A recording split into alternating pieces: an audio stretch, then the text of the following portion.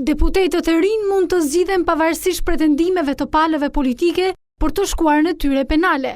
Kushti vetëm është që ata do dorëzojnë formularin e vetë deklarimit, ndërsa procesi verifikimit nuk përbën pengesë për kandidimin dhe zgjedhjen e tyre.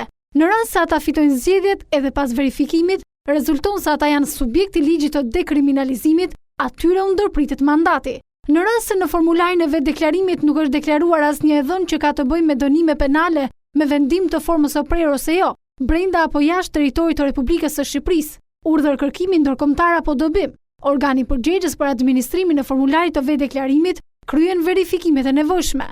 Procedura e verifikimit sipas kësaj pike nuk pengon vijimin e procedurave për zgjedhjen, emërimin apo ushtrimin e funksionit, thuhet në këtë vendim të kuvendit. Në çdo rast, organi përgjegjës për administrimin e formularit të vetë deklarimit kërkon verifikim nga prokuroria e përgjithshme të dhënave të paraqitura nëse kërkohet nga një prej subjekteve që gëzojnë të drejtën e nismës për verifikimin e të dhënave. Konkurruesi gjobitet me 100.000 lekë, kur pas kryerjes së verifikimit, kërkesa dukshëm është kryer me të dhëna të pavërteta.